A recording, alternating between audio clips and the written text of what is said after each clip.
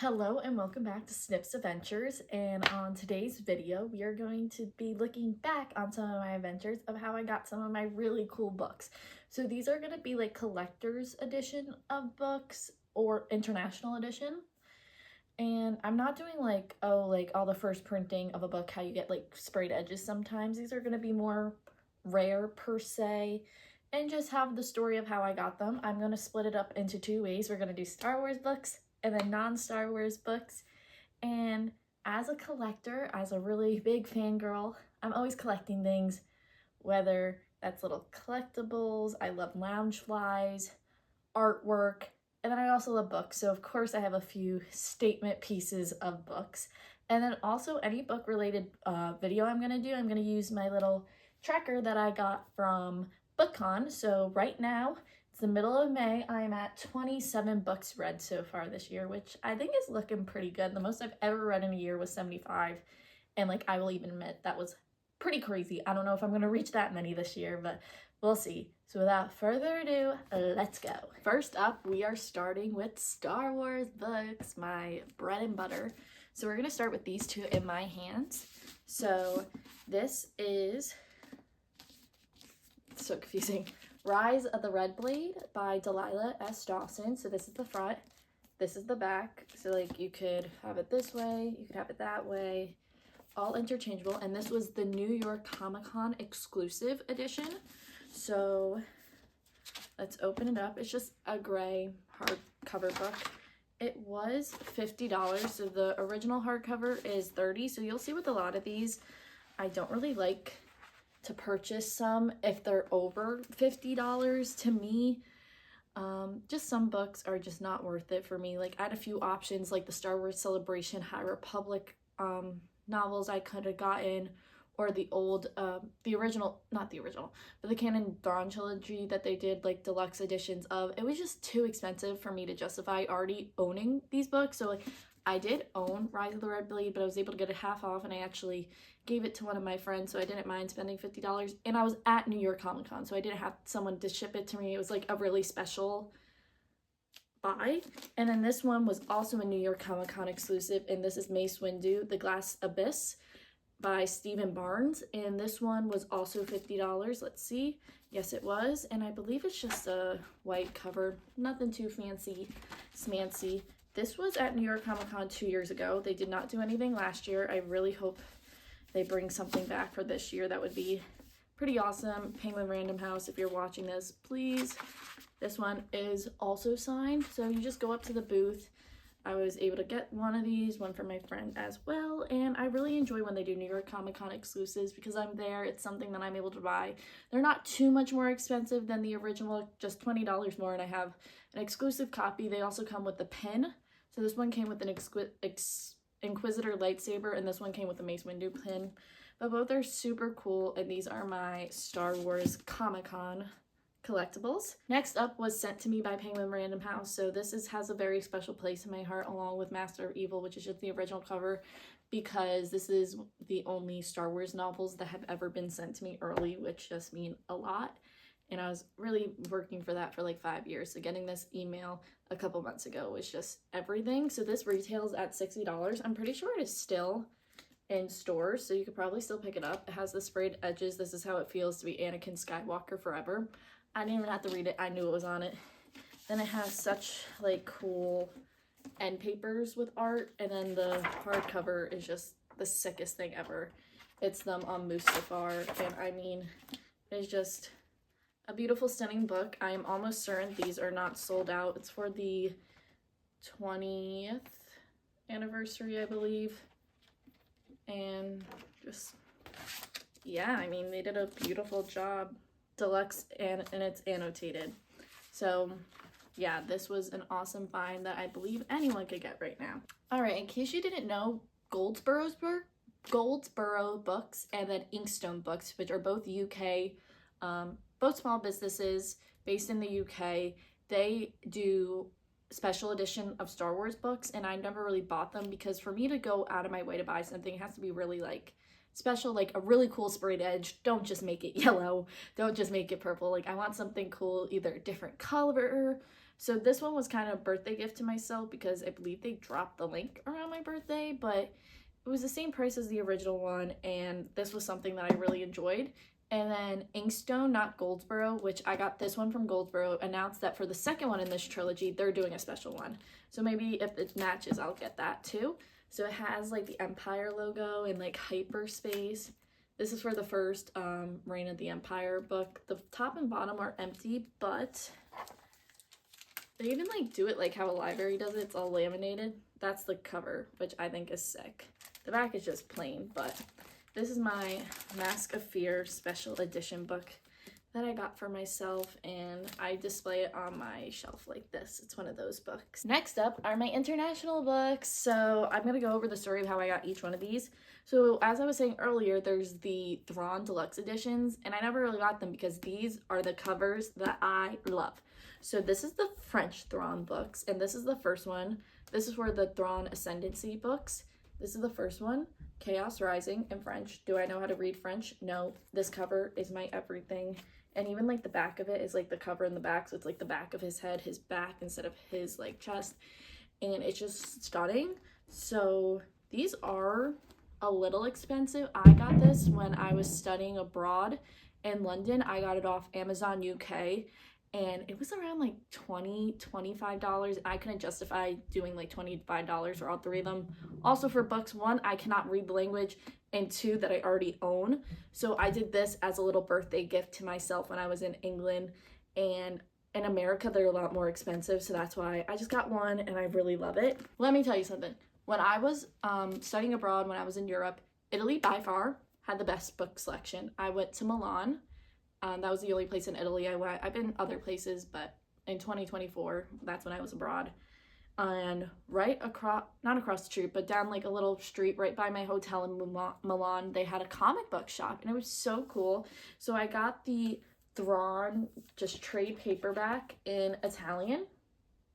Not sure, this was 15 euros. It was well worth it for me. As you could tell, I'm a huge Thrawn fan, so to have this in Italian is just so cool. And I also get to support a little small shop over there, which was awesome.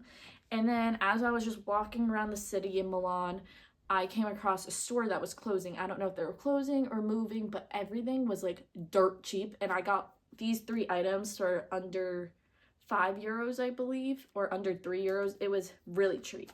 So I got the third Lost Stars manga in Italian, and I have all the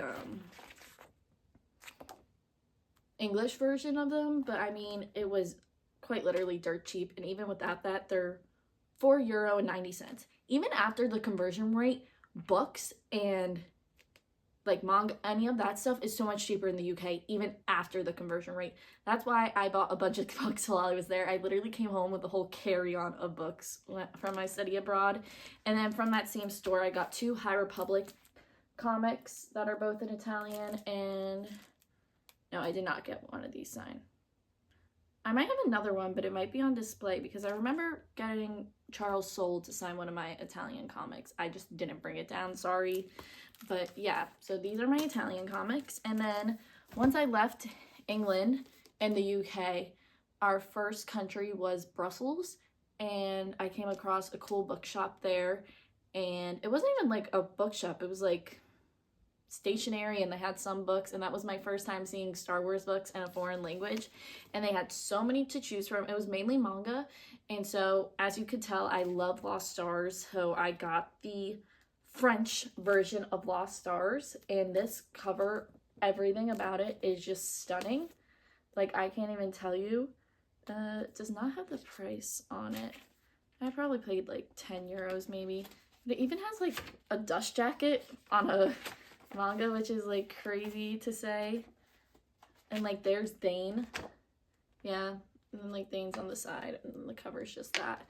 But man, this was my first like international book purchase, and everywhere I went I kind of got one as a little souvenir, but also something I love. So those are all my special edition slash international edition Star Wars books. So if you're watching this internationally, you're probably like, girl, that's my normal copy. But for me, they're very special, hold a really special place in my heart. And as a collector, They mean a lot and are some of my favorite books on the shelf. Alrighty, we are up to part 2, and these are all my non-Star Wars special edition books.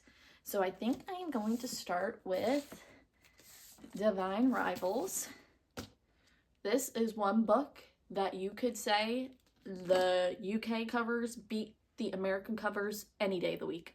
So this was actually one of my first pickups when I was in England. I knew even before I went, this was the book I wanted to buy because I just love this cover way better than what they have here in America. I've not read this book yet, which is kind of funny.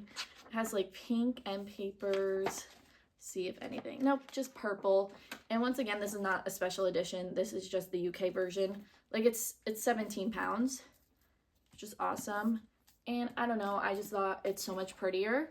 And I found out that Fairy Loot, this is my only Fairy Loot, this is my only like any of that, those companies, is the only one I own, had extra of the Ruthless Vow ones, and I believe it was also around my birthday that this one like was available for pre-order or whatever it was. So this is my only Fairy Loot book I own. It is the second book in this duology, Ruthless Vows, and it matches the first UK cover. So like even though this one's not Fairy Loot and this one's not the UK, they go together, which is pretty cool. I mean, it is just stunning. This is one of my favorite books on the shelf. Like, look at the sprayed edges, and then let me show you the inside. I haven't looked at this book in a hot minute, so I'm looking at it with you. Here's the front. Here's the back. I understand why people go crazy over these, but, like, I cannot justify spending that much money on books all the time. Oh my goodness, literally stunning. Like, do you see the gold foiling or bronze foiling, whatever it is? And then it is signed by Rebecca Ross. Cannot speak. But yeah, this is a pretty special addition to my library. It's definitely probably one of the rarest books I own. I have no clue how rare this is, but I love it, and I'm so happy I own it. So in Brussels, I came across their like official bookstore, and I wanted to buy something. And I will say this about Fourth Wing: I really liked the first book. The second two books I didn't enjoy that much. I think the second was worse than the third, and I want to continue on because I just want to know what's going to happen, but I'm not really enjoying it. But I think this is something I'll never sell, even though I'm not enjoying the series too much. But this is the French edition of Fourth Wing, and I still have it in the covering. I want to take it off, but like I also don't. Like I want to keep it in this pristine condition. And like look at those edges. Let's see. I paid 30 euros for this, which is about like normal paper hardcover price here, maybe a little more expensive. But I mean, for this absolute beauty, are you kidding me? This book is a stunner. I was so excited when I got this in Belgium, and I was like, I need that. So yeah, this is my other one. This one, I have no clue how rare this is, but this has a special place in my heart because it was the first one that I had real sprayed edges for. So this is The Last Murder at the End of the World by Stuart Turton. And the reason why I bought this is a Waterstone exclusive, which is why it's also in this video. Cannot get this one in America, and it's signed. So yeah, signed right there. So I don't really know how rare this is, if it's even that rare. It's not really a collector's edition, it's just Waterstones edition, but you can't get it in the US, so that's why I wanted to include it in this video. And this was my first time getting sprayed edges, as I said, that were like a pretty design. So I was so excited when I got this when I was abroad. And then I'll do my most boring one because technically they still sell these, like you can still get it. I've owned this for a couple years now. I got it for Christmas one year. It's the ACOTAR's collector's edition. So it is a collector's edition, which is why I'm including it. But I mean, it's stunning. I own 3 copies of the first ACOTAR. If you've never owned it before, it has this like special gold paper and then like that. And I mean, if you're an ACOTAR fan, I think it is like a great birthday gift, Christmas gift, any of that stuff.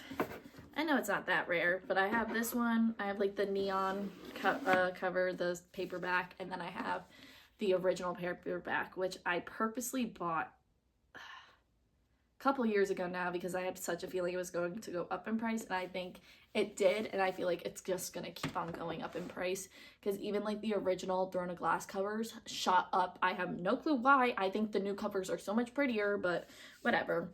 And then I also have the collector's edition of A Study in Drowning and A Theory of Dreaming. And so this one, I was at New York Comic Con and I just saw the sprayed edges and I was like, ooh, that book is like so pretty. The cover is beautiful. And I don't remember, it was like 10% off, 20% off. I was like, okay, I'm going to get it. Because I don't like to buy books at conventions unless they're on sale or it's like something I can't get at home at like Barnes and Nobles or other bookstores, because then I might as well just use my rewards or any of that stuff. But this was actually the last one they had, so that is why I picked it up. I just looked it up before I filmed this video and it did go up in value, which is pretty cool. I tried to read it, but I wasn't in the mood to read it. I don't know if you guys are like that. I'm a very big mood reader, and there's been plenty of times where I picked up a book and I was like not feeling it 2 chapters later, and then like a couple months later I pick it up and I suddenly love it, which I think is the right thing to do. You need to be in the right mind space for a book, so I wasn't in the right mind space for this book a couple months ago, so hopefully in the summer I will be and I'll give it another try. But I got this, the second book in the duology, because I saw it at Barnes & Noble and it matched the first one, and I was like, I'd rather have a matching pair than I read this one and I really like it and this one's already sold out so I can't get it. So this is the two of them together. This one does have like foil to it, where this one is just printed on. You could see that in the front. I don't know if you could see them glowing, but yeah, it's like so nice that they match. And it's just beautiful. And yeah, that's everything. Thank you guys so much for watching. If you have a dream special edition book, drop it in the comments. If you have, what's your favorite one that I own? I honestly don't know if I have a dream collector book that I would want, because like in my head they're so hard to justify the price that I don't even go and look at them, because I'm just like, I can't do it, I can't do it.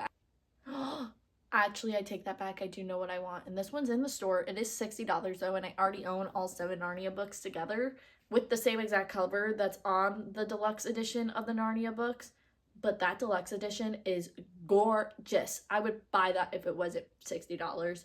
I probably wouldn't even buy it half off, because once again, it's hard to justify getting multiple copies of a book you own unless you like really, really love it and it's not expensive. Where to me, and this is an opinion that I got as I grew, like ACOTAR I got when I was like first into books, like all 3 of those, and like all my Lost Stars copy are just special to me and they were cheap. But like that Narnia edition is a stunner. So I think that is my answer of my dream collector edition to own. But yeah, next week we will be seeing Mandalorian and Grogu. I'm going into the city to see it in 4DX, and we're gonna have a fun little shopping day out, go to the Disney store and whatever. So that's gonna be next week's video. But if you like this video, be sure to drop a like, subscribe, follow me on Instagram that I have somewhere up here, and just have a great day. Thanks for watching. Bye.